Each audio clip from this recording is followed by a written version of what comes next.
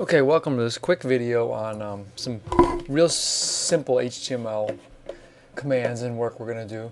Basically familiarizing ourselves with tables and with forms. So HTML1, I think we'll be able to combine these in a single video. But HTML1 is making tables from scratch. So what I'm going to do is open up a new page, new basic HTML page, create it. I'm going to switch over to code view, and I'm going to go ahead and make a table simply with a table tag, and notice Dreamweaver even anticipates what you're going to do. And I'm also going to add one thing to it. I'm going to give it a border equal to 1. And the reason I'm going to give it a border is so I can actually see the lines. That creates a table. Now I want to create a row. And the key to HTML is kind of being able to envision what the page is going to look like as you write the code. And that's what you're going to have to kind of develop a skill to do. And it comes with time and with practice. So to create a row, it's just tr, table row. That'll create a row.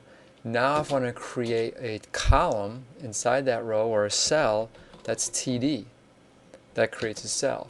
And I'll write now, this is cell, let's say call it A1, whatever. Whatever I wrote there will appear inside of the cell. Now if you remember with HTML, whenever you open a tag, you want to close it. Oops. So I open this cell, I write something, and then I close the cell. Now I'm still inside that very first row. So let's go ahead and make another column or another cell. And I'll write this cell B1. And I will close. And then I'll do one more just for kicks. Cell B, no, C, hello, 1. Alright, and now I'm done with that row, so I'm going to go ahead and close the row. And Dreamweaver anticipates what you're going to do ahead of time, so that's neat. So that's one complete row with 3 columns. Now let's check it real quick. Go to design view, and there you go. You can see it now. I'm not seeing my borders. It didn't like my command for border equals 1. I'm not sure why. It's overlapping. I guess it just didn't like the fact that I didn't put a space there. Weird. And now if I want to add one more row, you get the idea. I can actually just copy and paste this.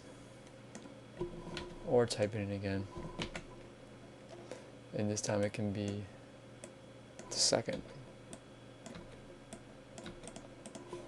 And when I go to design view, it's still not working. Open up a new row, and it should, oh, I never closed my table, my bad. So I close my table at the end, and now, there we go.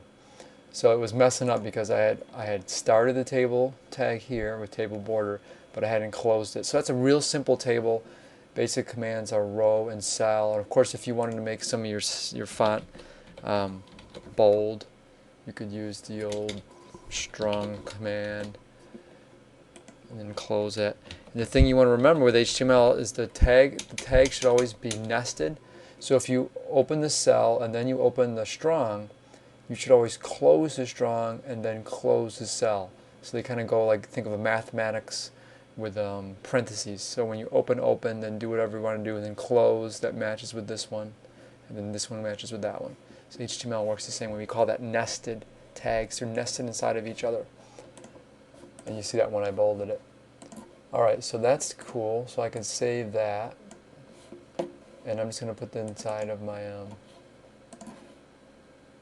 where is it? Web design, advanced web, model site. I'll just put it in here. HTML1.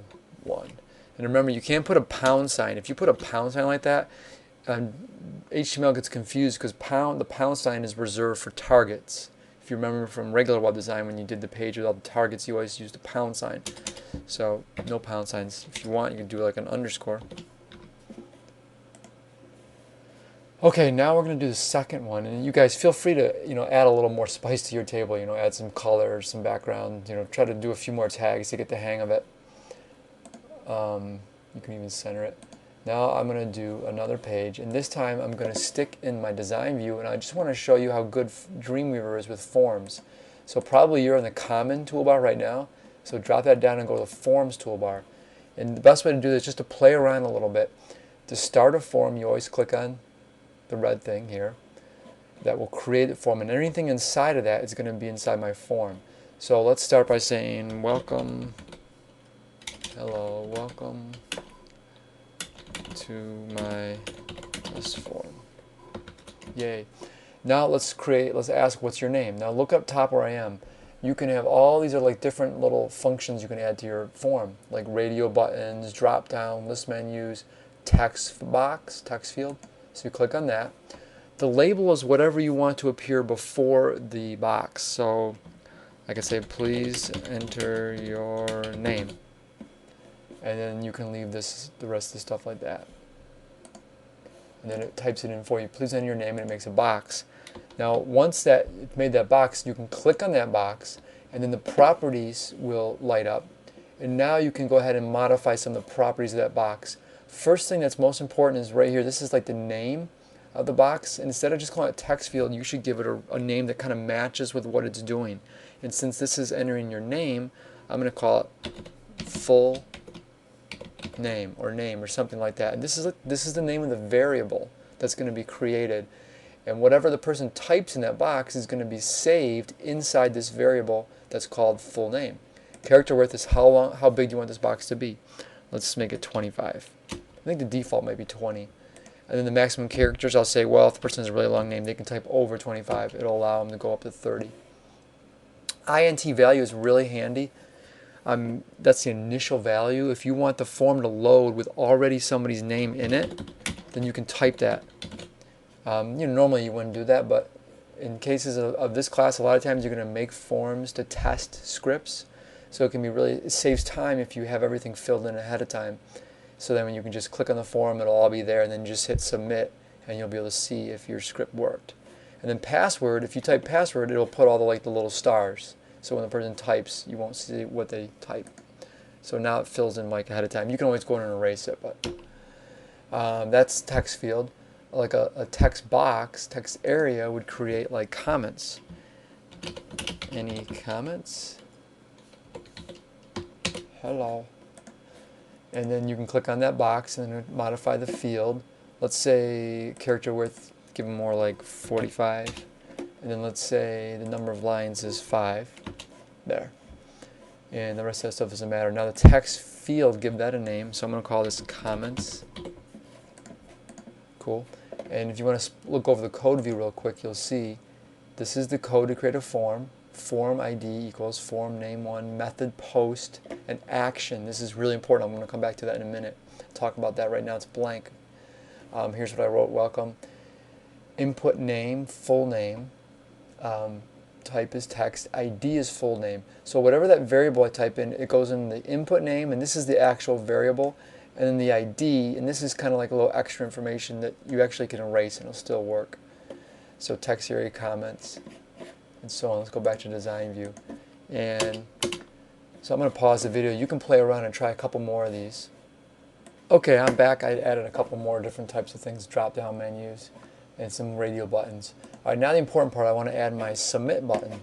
So to add your button, it's this last one here. And I'm going to call this one, I don't need a label at all, it'll be on the button itself. So let's center that thing up.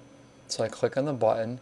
Now the button name is submit. I think whatever I put here in value, it will change. So I could say like something, click me. So click me, doesn't really make a lot of sense, but click me when done. I mean, usually submit's probably pretty good. They know what that means. And then look at the action. Do I want to submit the form or reset the form? Reset would erase everything they had, so we obviously want to just submit it. So I'm going to click on, leave it on submit. And then it could make a second button if I wanted, and that one I could make it just be reset, and then it'll say reset. So that'd give me a couple buttons. Now here's the trick. When I do click submit, it says submit the form. Well, what does that mean, submit it? What happens to the form? Where does it go? And that brings us back to that beginning where I talked about when you click on the form, when you first make the form, if I can get to the properties of that form, I don't know how I can get back to the properties. Oh, here it is.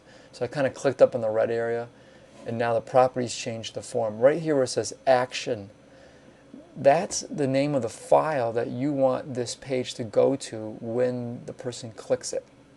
So let's, normally you're going to have a whole page dedicated to processing the data that's typed in this form. Like maybe we want to save it someplace, or maybe we want to,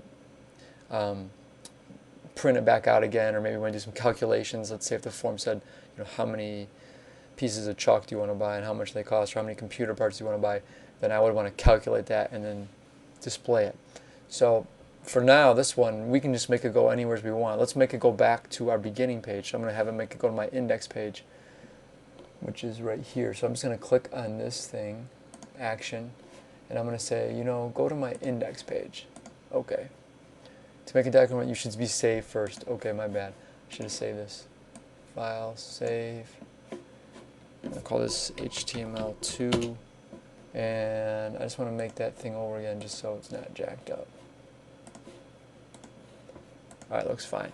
So also, if you look into the code view, you can see right here now, form ID, the name of the form. It's not too important. The method post, we'll talk more about that later.